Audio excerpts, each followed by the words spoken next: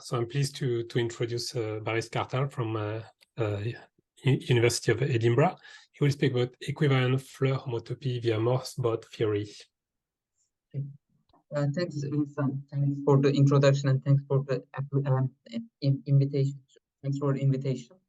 So I'm going to talk about some constructions in topology, or let's say category theory, let's say, that will allow us to define equivariant versions of homotopical version, the homotopical lift of symplectic cohomology, and I'm going to discuss some applications. Everything I say is joined with Laurent Cote, and so that's the overview. So, okay, so let me start with Morse theory and how one can recover homotopy type from Morse theory. This is the classical things, the Cohen-Jones-Siegel. So if you have a Morse function and if you have a metric, if you choose a metric on G, I will use this notation, MF circ, to denote the moduli of trajectories from negative gradient trajectories from a critical point X to another critical point Y. So this is modular translation. And I will use this notation to denote the compactification by broken trajectories. So for generic metric, this is a manifold with corners. And very classically, one can use this data of critical points and zero-dimensional and one-dimensional moduli spaces to produce a chain complex that calculates the homology of underlying manifold. And less classically, by Cohen-Jones-Siegel's work in the 90s, one can actually recover the entire homotopy type from the knowledge of all moduli spaces and some extra data. You're talking about the stable homotopy types that you can recover, or really the whole homotopy type? Mostly it's going to be stable. Mostly it's going to be stable homotopy type. But I keep putting stable in the parentheses. But yes. And the second one, like the first one is heuristically, as we all know, the basis of Floer theory, and the second one is basis of Floer homotopy theory. Okay.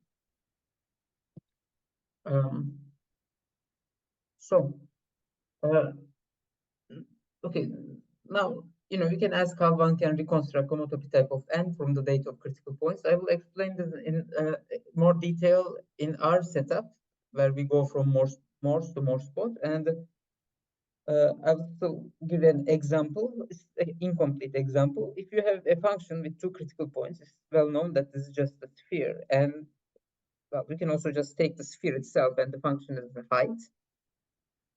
Okay, and if you consider the subspaces, the linear subspaces of tangent bundles at the critical points given by essentially the negative descending directions, meaning a maximal negative definite subspace for the Hessian, then you can actually calculate, you can actually trivialize the tangent bundle of the moduli space of gradient trajectories from X to Y. You can easily check that the trivial bundle with fiber Vx is the same as the direct sum of this tangent bundle plus a trivial bundle of rank 1 and this trivial bundle. And this identity and Pontryagin-Tom collapse for the moduli space allows one to recover the stable homotopy type of N. Okay, and here's a remark that's also related to Oktav's question. So the construction related to Floer homotopy type that we will use requires the data of stable trivializations, and it produces a stable homotopy type rather than a homotopy type. So it's well defined only up to stable homotopy. But earliest result of Cohen-Jones-Siegel actually recovered not only the homotopy type but the homomorphism type from this data. So I think, are you referring to some work of Cohen-Jones-Siegel and Betts? Or no, the one that's called classifying spaces and Morse theory. That's what I'm referring to. Sorry, how is it called? So which one? The previous reference was. So there are two results I know. One is Cohen-Jones-Siegel and Betts, who wrote an appendix to their paper, and the other one, but that paper never appeared, and that one recovers indeed the homomorphism type. And so that's the Morse theory and classifying spaces paper, right? Yes. And then there is a later paper, the one that appeared in, I think, the Floer Memorial Volume, which is just Coe and John Siegel, that recovers the stable homotopy type. Yeah, so I'm referring to that and things that come afterwards. But for the part, except for this remark, the reference is to the second one and things that come after. And the remark is making a reference to the first paper, the Morse theory and classifying spaces paper. Because that paper is wrong.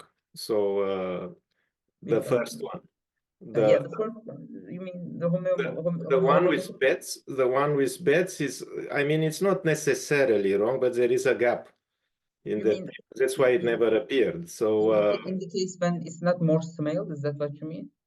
No, it's a gap in the sense that the structures that they claim they can put on moduli spaces of Floer of Morse trajectories, they couldn't quite prove they put it.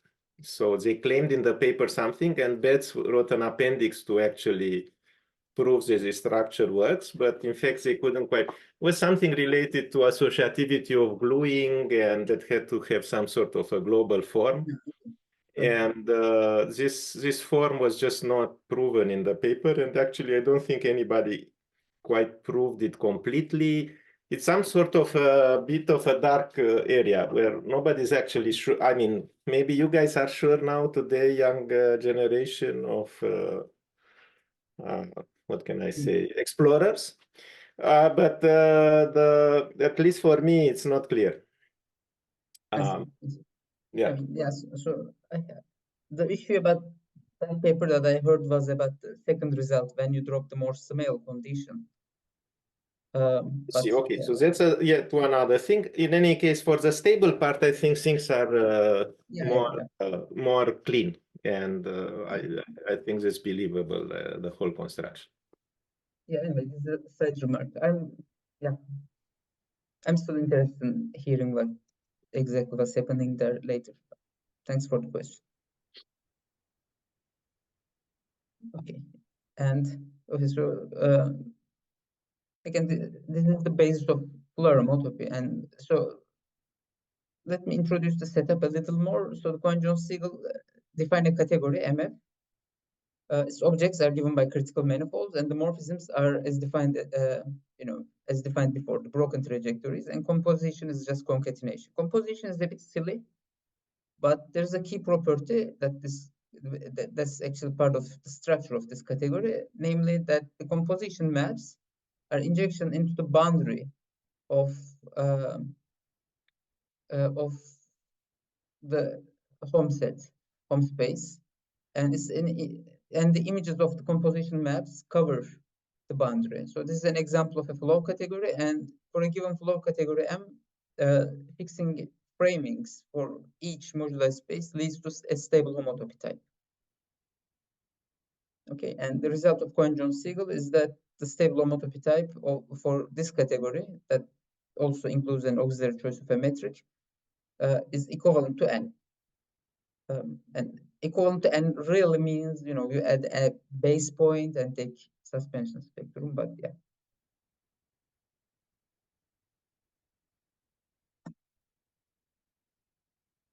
Okay.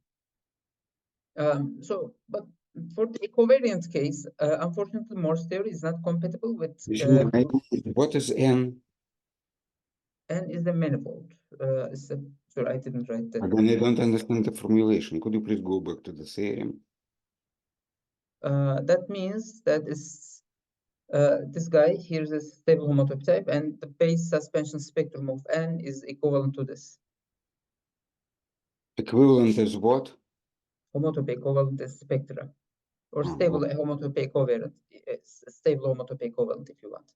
You add a base point to N, and then after suspending enough times, after applying base suspension enough times, they become homotopy equivalent.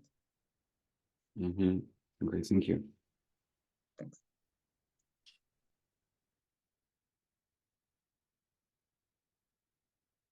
Okay.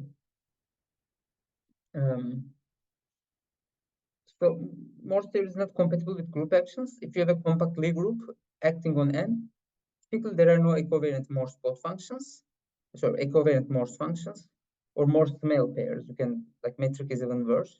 And the example is very simple. If you have a connected group, G, if it's non-trivial, then it has to fix the critical points of an equivariant Morse function. But action is also free, or it may just not have any fixed points, then this is not possible. So this example is actually going to be the base example when we generalize everything to Morse-Bott theory.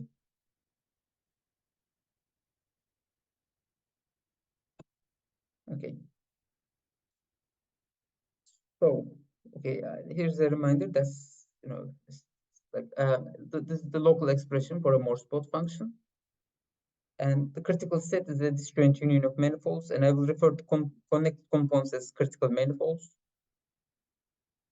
So if G is acting freely on N, for instance, here's an example. If G is acting freely on a manifold N, and if you take the quotient, and if you take a Morse function on the quotient, then the composition is Morse-Bott. And critical sets, the critical manifolds are the premises of the critical points of F naught. And yeah, these are G torsors. Okay, I think if we allow Morse-Bott, one can actually induct on the strata to produce equivariant Morse-Bott functions for anything, but I haven't thought about that too much, and it's not something we need. Okay, but okay, we fix a metric, and here's a notation that I will keep using. So, MFX, if X and Y are components of the critical sets, MFXY is the modular trajectories, broken trajectories, from a point on X to a point on Y. So this is the compactified moduli. And there are natural evaluation maps, of course, the negative asymptotics and positive asymptotics. Okay. And so what Banyaga has done before is that if the metric is Morse-Bott-Smale, then one can calculate the homology of N from the data of critical points and the modular gradient trajectories. And this, of course, requires use of some orientations here, which will relate to the extra data that we put on the, which are analogous to extra data that we put on the flow categories. Okay. And okay, let me discuss how to recover the homotopy type of a manifold from Morse-Bott theory. That's going to serve as the basis of the construction and the abstraction. Okay, so if you have a Morse-Bott function, and let's take a schematic picture. Let's take 3 critical manifolds. I call them X, Y, and Z, and let's take 2 sublevel sets, the sublevel set A and sublevel set B. Okay, so let's say TBX is denote a descending bundle. Roughly I think of them as the descending directions. This is really the normal bundle of to X within the descending manifold. Okay, and taking the quotient of A by B is up to homotopy the same as taking the total space of the normal bundle of X within the descending manifold, meaning taking the total space of this TDX and collapsing the directions at infinity. In other words, the quotient A mod B is homotopy equivalent to this Tom space.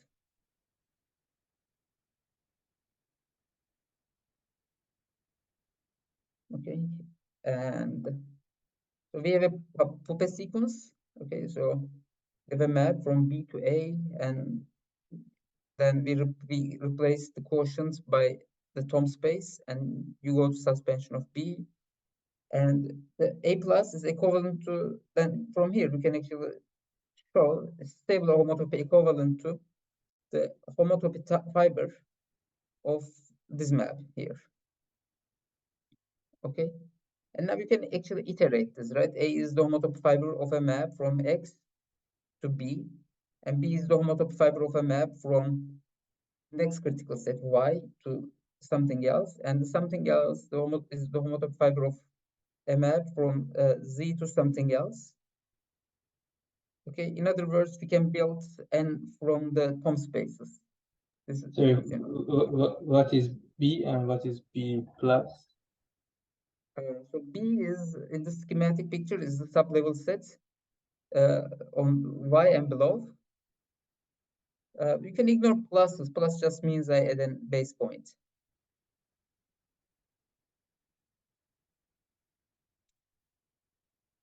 I put there to be pedantic, but you can ignore them. Okay. Thank you.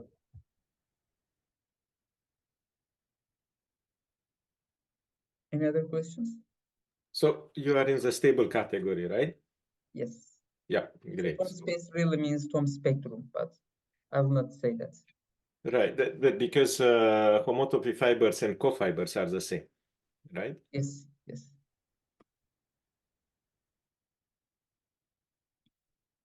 That's also one reason that you're gonna be in stable category right now.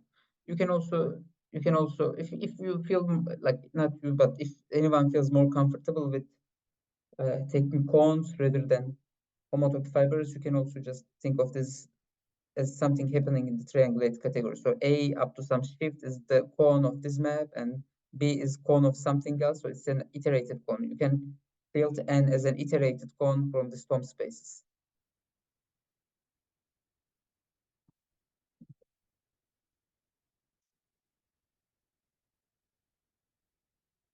So Banyaga uses the correspondence here, like, you know, the moduli spaces as a correspondence to produce maps from homology of X, from the chain zone X to chain zone Y. He actually produces some models for these chains as well, but as he produces a double complex computing the homology. And of course, to be able to do that, you need to choose orientations. And otherwise, you would need to use a homology with local coefficients. And space level of orientation on a bundle is actually a stable trivialization. It's a heuristic. It's just to draw a heuristic here. And space level analog, or like homotopy level analog of homology with local coefficients, is a Tom space. For instance, you know, if you have Poincare duality, you can write the wrong way maps. If you like, you have a map from X to Y, you can write a map from homology of Y to homology of X. To do that, at the space level, you have to pass to Tom spaces.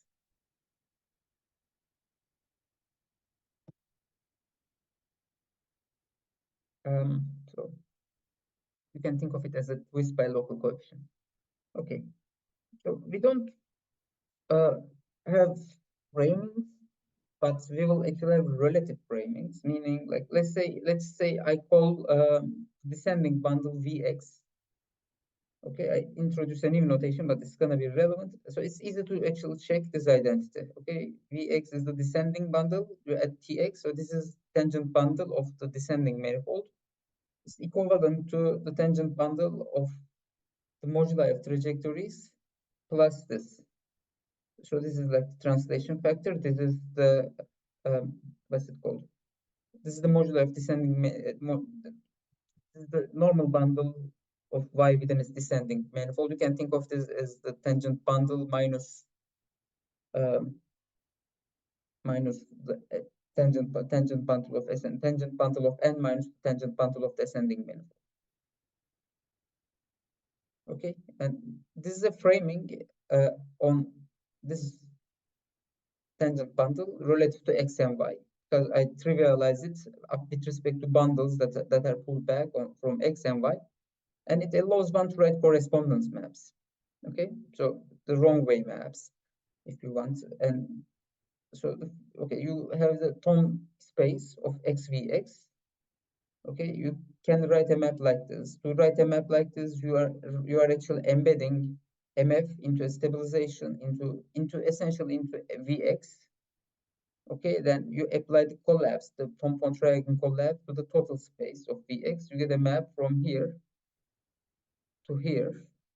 But because this is the normal bundle of MF within the total space of Vx, but because of the identity, this bundle is the same as Vy plus R. And now, since this is something pulled back from Y, you can write a map of Thom spaces, corresponding Thom spaces. So you get from XVX to Y Vy plus R. Feel free to ignore this R factor. It's not as important. So the upshot is you have, like, this data lets you write a correspondence map from XVX to YVY. So we organize all this data in a structure called framed Morse-Bott Floer category. So we will use MF, the same notation, to denote a category such that the object is given by the critical set of F. I think of this as a smooth manifold itself. And for given components, the morphisms from a point of X to a point of Y is the same as what I previously denoted by MFXY, the moduli of broken trajectories from a point on X to a point on Y.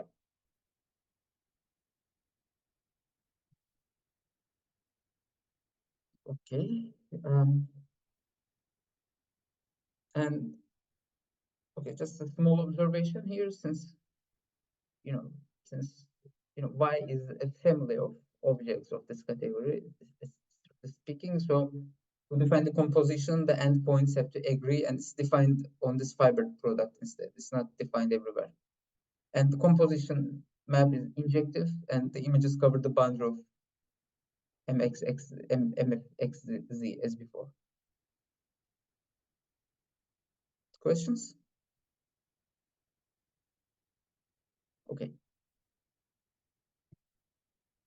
So I give a definition. The unframed version of this is of Cengiz use, and we define the framings, so which allow us to define the stable homotopy type, corresponding stable homotopy type, and so this is the definition. A framed Morse-Bott Floer category is a topological category. It's non-unital, directed, etc. So the object set is a disjoint union of smooth manifolds, and this guy here, well, I mean, with clear meaning, is a smooth manifold with corners, and it has some additional data and additional properties like some index function, etc., that I skipped here. But as part of the data, we get virtual bundles on each component. Okay, each component of the object set, and again, as part of the data, we have these isomorphisms. Vx plus Tx was written before, is the same as T of M plus R plus Vy. Okay, this is also up to stabilization. And there are some further compatibility conditions, but I'm not going to write them.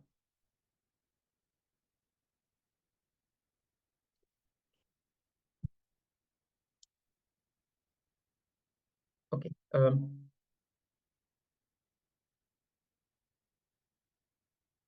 So let's talk about geometric realization. So this framing identity is, as we showed, leading us to a correspondence map from XVX to YVY. And we can obtain a chain complex in spaces, or in spectra to be more precise, so in stable categories. So with components given by XVX, YVY, this is analogous to Banyagas double complex. And what we prove is that, okay, we define the geometric realization of a framed Morse-Bott Floer category as the realization of this complex. The realization, just means some iterated cone. So, we call this geometric realization. And so I gave an example here. If you have only two components up to a small lie, this realization is actually the cone or the homotopy fiber of this map, correspondence map up to a shift. When there are more, it's an iterated cone / iterated homotopy fiber. We organize this data in what Cohen called J modules. It's a simple notion, but it's a technical notion. Questions? Okay.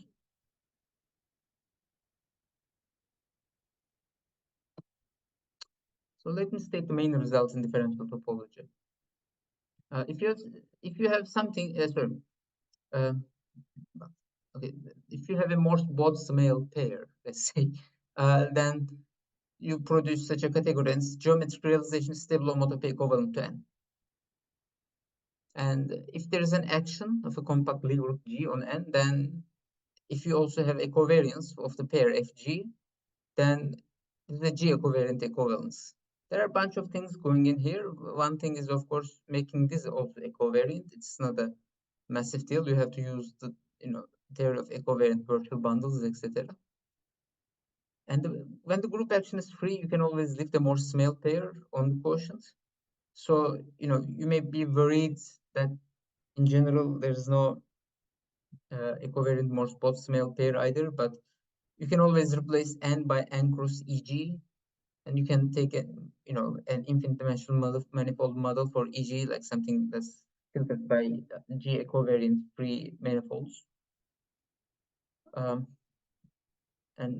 then you can do the same here. You can use the same construction to recover this.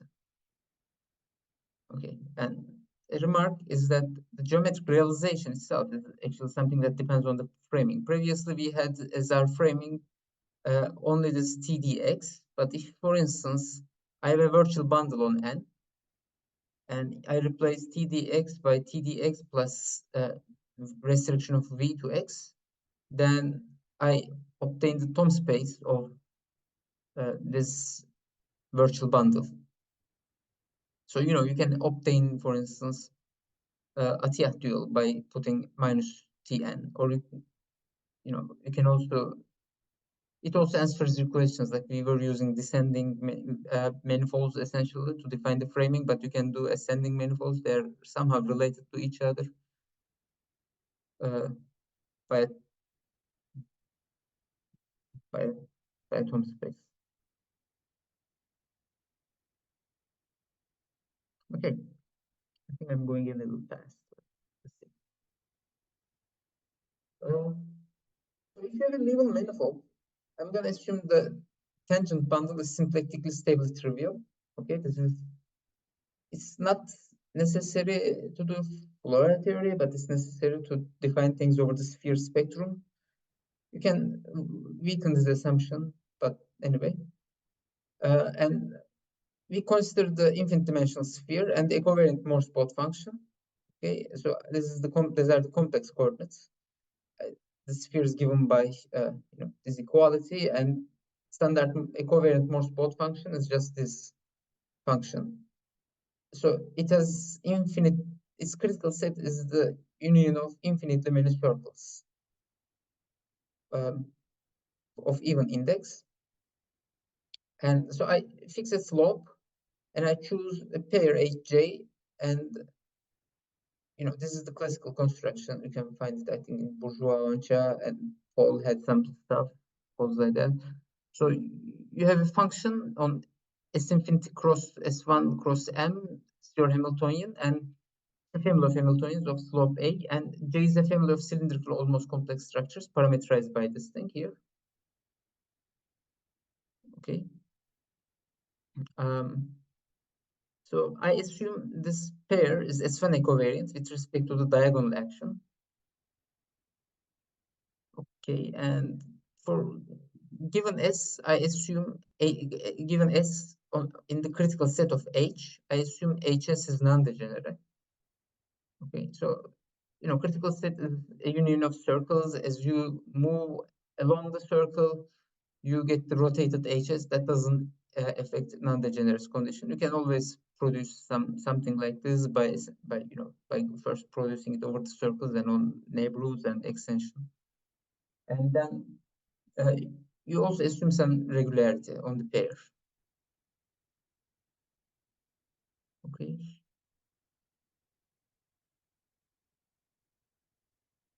Questions? No. Okay, this is classical, I think, maybe for Floer theorists at least.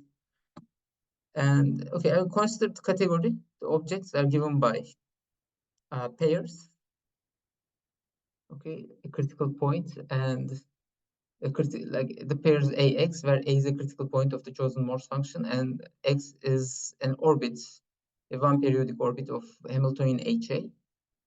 And the morphisms, I'm being floppy in my notation here. Those are continuously varying, of course, smoothly varying, but the morphisms are given from AX to BY are given by the trajectories, Morse trajectories from A to B, and holomorphic cylinders from X to Y over the trajectory from A to B.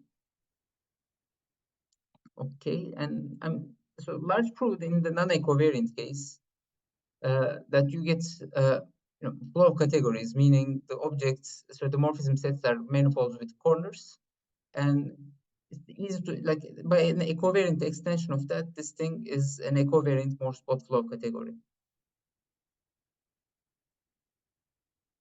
Okay, and one can also extend the stable framings that's defined by large in an equivariant way, and you make this thing framed. And the definition is, okay, I put this subscript HFSMS. Okay, this should be H. HFSHS is the S1 equivariant homotopy type given by this geometric realization. And the spectral symplectic cohomology SHSMS is the colimit as you let slope go to infinity. Okay. I was going to say something.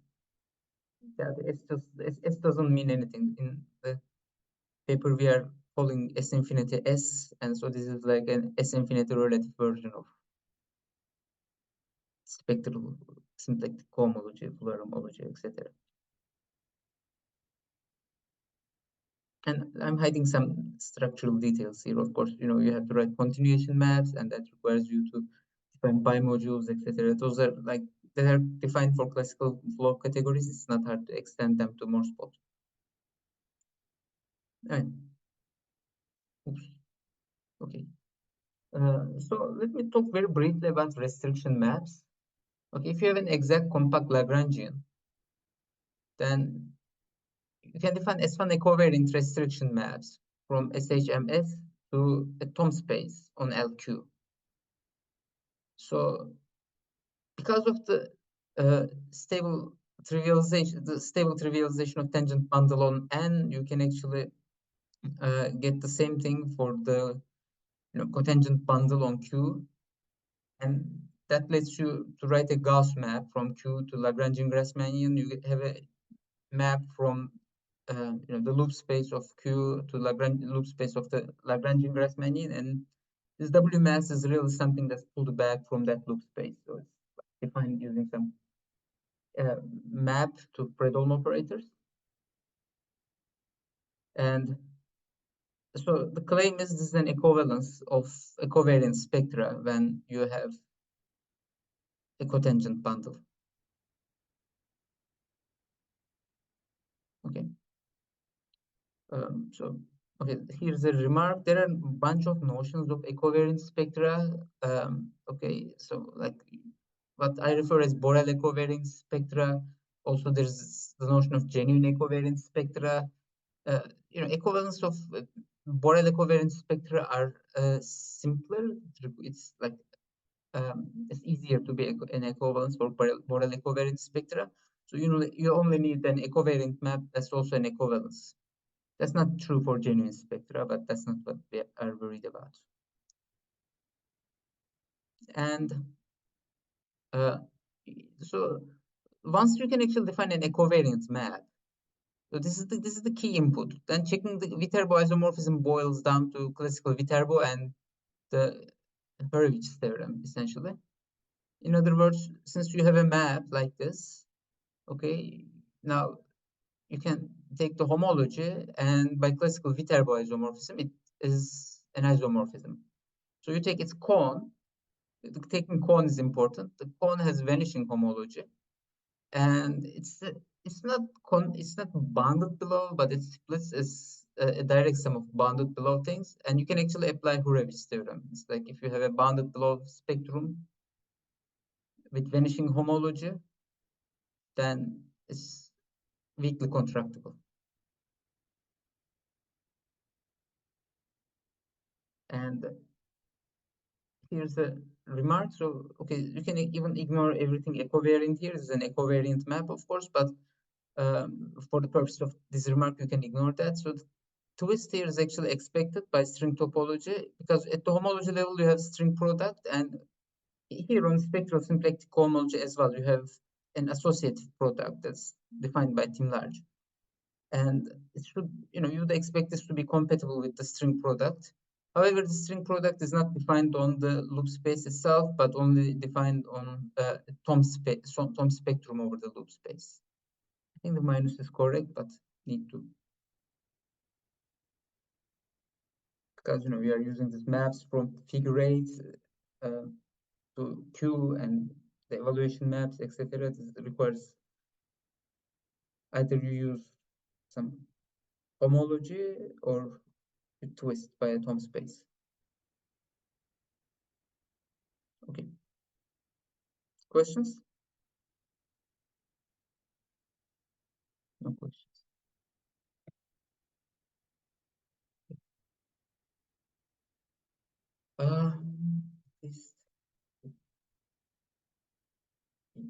Yeah, so okay, let me discuss something that I never get to discuss. So one thing that we introduce and input is this notion of p-valued modules. So it's about writing maps from flow categories, but from the geometry realization of flow categories to spaces. So if you have a framed flow category, for simplicity, you can just take non-Morse-Bott. I don't know if anyone else discussed this before us in the non-Morse-Bott case. Maybe I was at Blumberg, not sure. But if you have a flow category and if you have a space and a virtual bundle on space, I call space P, you can define a framed p-valued module over M. It's an assignment, okay? You assign to every object a smooth manifold with corners. And you also have composition maps. This is like a module, right? M is acting on N. The composition is still injectively landing on the boundary of N. I feel like I probably, okay, this is correct anyways. And it satisfies some properties similar to before. So it's similar to before, some gluing properties. And making this Morse-Bott is really not a huge deal. Okay, so you also add this extra structure. You have evaluation maps from NX to P. It's compatible with the composition. And you have relative framings. Okay, so I have Vx the same as the tangent bundle of NX plus the virtual bundle V. Okay. And so, as I said, like you can easily extend this to the Morse-Bott and equivariant situation. And the proposition that we prove is that if you have a framed p-valued module, you can actually obtain a map from geometric realization of M to the Tom spectrum of nu over P. The construction is similarly like some Tom Pontryagin collapse map. You embed N into this vector space here, more generally to the bundle lying over something.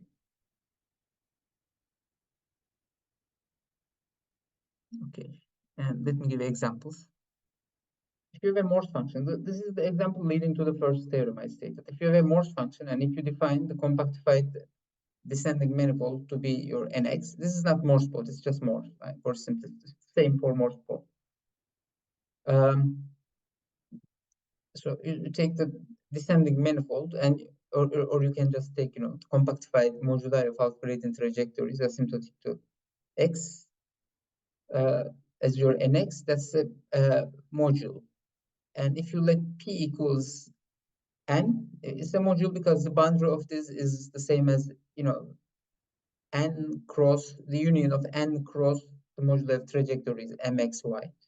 And if you let p equals n, and the evaluation map, if you let the evaluation map to be the end point, you know, the final point of the half trajectory, of course, but you know, the finite part, then you obtain a, you know, this is a p-valued module. So this is a p-valued module now, and you obtain a map from mf to n. Okay, and this holds in the Morse-Bott case, and it holds in the equivariant case as well. And a simple filtration argument shows you how to prove the first claim. And the second example is something not, yeah, second example is also familiar. So if you have holomorphic half cylinders with boundary on the Lagrangian Q, gives you an LQ valued module. Okay, so holomorphic half cylinders is because of its breaking pattern, it's a module over the corresponding flow category, and the evaluation map is just taking the boundary on the Lagrangian Q. Okay, yeah, so it's a loop on Q, and you know, you want to frame this to be able to frame it. I'm not gonna say this in detail, discuss this in detail, but you have to take the virtual bundle to be this essential topological bundle that I was talking about before. And it gives map, it gives rise to the map from spectral symplectic cohomology to this thing here.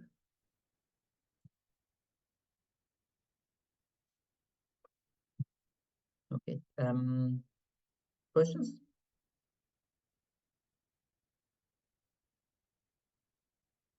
No questions. Okay.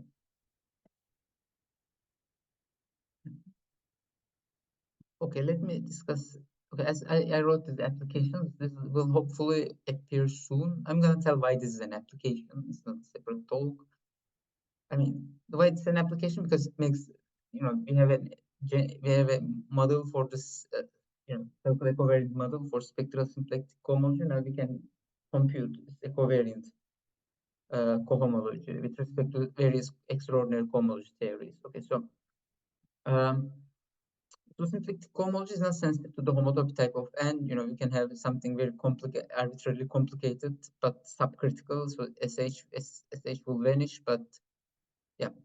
But Albert Schielebeck, Brian Felder, and Jingyu Zhao actually showed how to recover the rational homology, this symplectic Tate homology stuff, from the filtration and equivariant structure on this classical symplectic cohomology.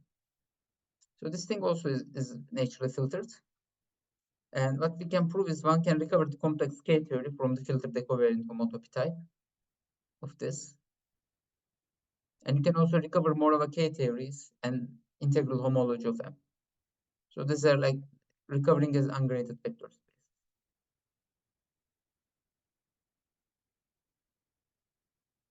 Questions? Okay. Can you explain the second part, like Morava K theories? Sure, I will explain in a second. You mean explain what do you want me to explain? How to recover this or how to? Yeah, what do you mean by recovering Morava K theories? I have two other slides that I think hopeful that will make it clear. So Morava K theories are some complex oriented homology theories, whatever, like complex oriented spectra that Mohammed hopefully made popular enough that everyone probably, well, maybe I don't assume anyone to know it, but so let me explain this in more general. Okay, if you have a complex orient, okay, hopefully this is not too technical. Okay, if you have a complex orient cohomology theory R, okay, like, you know, complex cobordism, complex K theory, you know, homology, etc., with coefficients in some ordinary ring. We define an invariant called completed Tate the cohomology of the filtered equivariant spectrum SH. Okay, so it's actually defined for every filtered equivariant S1 equivariant spectrum. So you take the homotopy quotient of this by S1, meaning you like at space level that would just mean taking the product with ES1 over S1, and then apply the cohomology of R star. This is like what people often call the equivariant cohomology, equivalent R cohomology. R is a generalized cohomology theory now. And so this is, you can show it's a module over this. Okay, R star here just means the coefficient ring of R, meaning meaning just R applied to a point. Okay, so for complexification, for instance, it's a Z beta inverse, where beta is a degree 2 element. And okay, you have a module structure over R star bracket U. So this is R star of BS1. And we are all familiar with this first, not all, but some of us, I guess, are familiar with, like, it's something done in symplectic topology for, like, you invert U, right? This is what people call the Tate homology in general. But we won't stop at just inverting U. We will actually invert all of these elements. Okay, so this is R star is a graded ring and graded commutative ring, and there are elements, natural elements, NRU in this thing for all n, for all natural numbers. Strictly, like this, the meaning of this is that it's the nth power of U with respect to the formal group law. Okay, so a generalized cohomology theory means there's a formal group law on this ring R star, meaning I'm not going to define. You can think of this as the Chern class of I think you can think of the Chern class of the universal line bundle at the nth tensor power of the universal line bundle. It's something computable in many cases, and in other cases there's a lot is known about this. It's nothing symplectic here, and I'm going to explain why we are doing this either. So you take the inverse limit as p goes to infinity. So that's the construction. And I denote this by R hat star S1 SHM and call it completed cohomology. So I feel like it's not very paid, but anyway. So okay, hopefully we'll get to, maybe I won't. Okay, I think next slide has Amir's answer to Amir's question. We'll see. Okay. So the dependence on the filtration is in a very loose sense. Okay, I should point out to this. And the effect of inverting this guy is killing the non-constant orbits. Okay, so the spectral symplectic cohomology is something that's built from the underlying manifold plus copies of S1 over Cn equivariantly up to homotopy. Of course, you perturb this, you get infinite many copies of S1 instead of S1 over Cn. That's a different thing, but up to homotopy, that's what you get. And the equivariant cohomology of this thing, S1 over Cn, is the cohomology of BCn, which is R star U bracket U modulo this element here. Okay, and once you invert all this, you are killing the non-constant orbits. So that means the invariant that was cooked up in the previous slide depends only on the topology of M.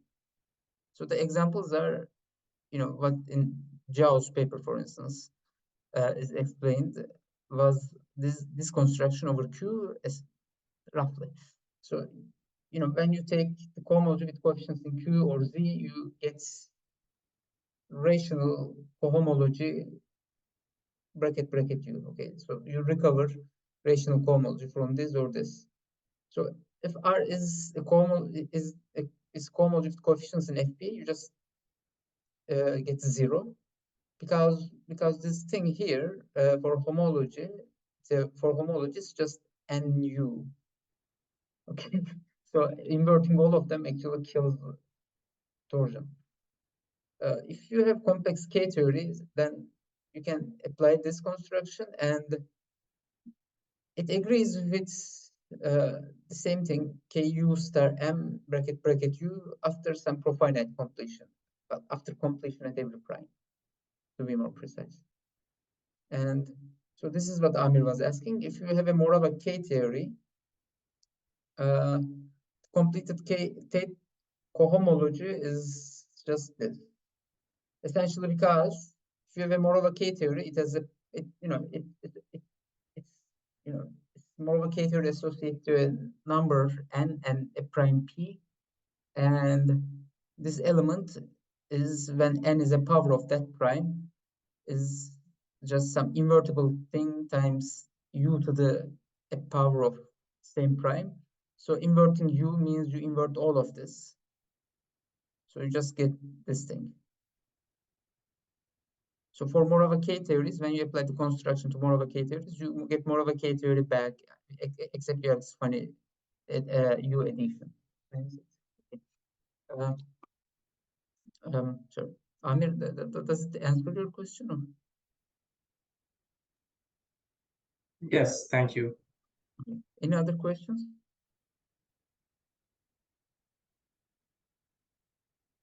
Okay. So I'm not going to explain this more, but the last thing I think is like it's not last. I mean, Morava K theories can be taught as some sort of approximation to cohomology with FP coefficients, and similar to what Abu Zaid McLean Smith are doing. You can use Morava K theories to recover information about the torsion cohomology. Okay, and you can use the this actually to recover the ranks of the integral cohomology group. Well, the total rank of the integral cohomology, let's say. Okay, I'm being very, very speculative here, but you can perhaps mix this construction of the completed Tate cohomology with so-called chromatic tower to be able to recover finer information from S1 equivariant structure and from the filtration. Okay, so this is the more serious application that's going to appear soon, or the more, sooner application, not more serious. Other stuff are work in progress. So one is, okay, this is like some long-term project, but this is our motivation. So this thing is topological Hochschild homology of a spectral, it's expected to be THH of a category, and THH is very structured. So it carries an S1 action and an equivariant Frobenius map. So this piece is the S1 action. And we have a good proposal for the Frobenius map as well. And checking this one equivariance is also very easy thanks to the description. And okay. And the next one is also work in progress with Laurent and Cheku. So there is this expectation from physics. If you have an Hamiltonian G action on M, you expect an L algebra map from the equivariant cohomology of omega G from the base loop space on G to equivariant symplectic cohomology. Here, R can be homology, complex K theory, or elliptic cohomology. Physics people have different reasons to look for all of them. And this thing here is the pure Coulomb branch algebra. Okay, and the thing on the right-hand side that doesn't exist, it has not been defined when you want to go beyond homology, but you can actually construct a G equivariant model for this thing, for SH, and using you can use the same framework, but not the same thing. And the equivariant R homology is giving you SHG. And currently, as I said, this is a work in progress. We are working on defining the algebra map using parameterized homotopy theory. Okay, and that's the end of the talk.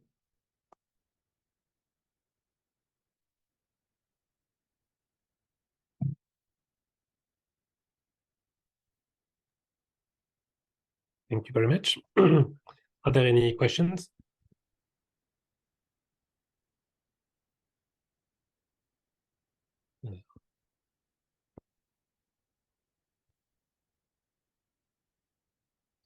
Can I ask a question about so in this first application, so we threw away all the non-constant orbits by inverting all these NUs. Is this can this also be used to somehow study like the non-constant orbits with maybe non-trivial stabilizers? Interesting. You're gonna kill only some of them. Yeah, only some of them. And Okay, it can be maybe. Like I guess, for instance, if you just leave out 1 prime, I think it's an interesting question. Perhaps, yeah, or yeah, if you, for instance, leave out 1 prime, I think it can be.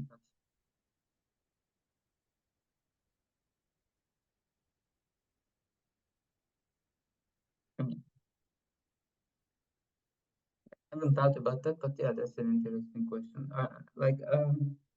For things like Morse K-theories, this thing is, if n is coprime to p, then to your prime p, then this is only a power of u times a unit. So inverting u actually inverts all of them.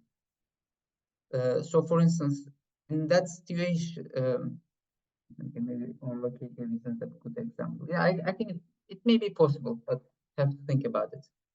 Yeah. thanks. Can you say a bit more about the filtration? Yeah, so filtration, so it's kind of,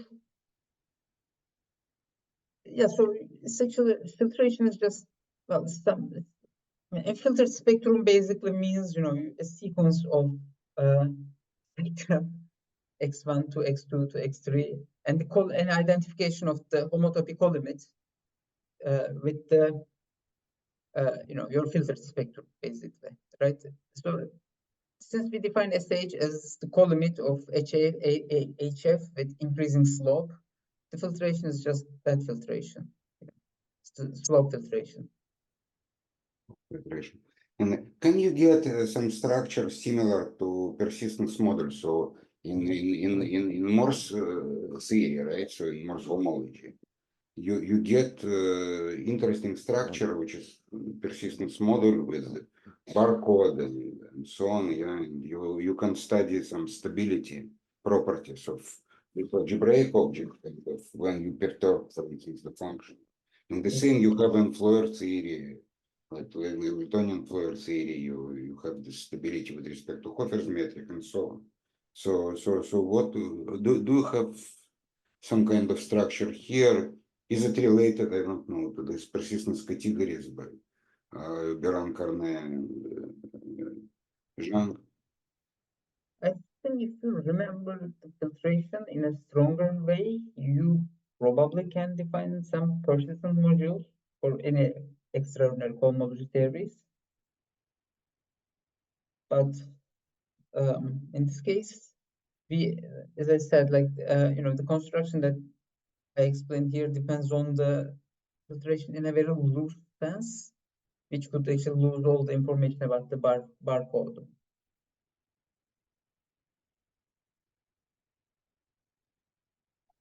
I see. But you say there is a chance to bookkeep it, or? Yes, I think you can.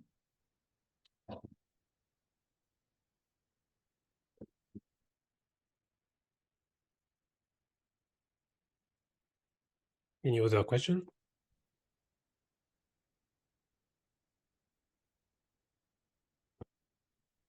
Okay, so if not, thank you very much again, Paris, for this beautiful talk. Thanks.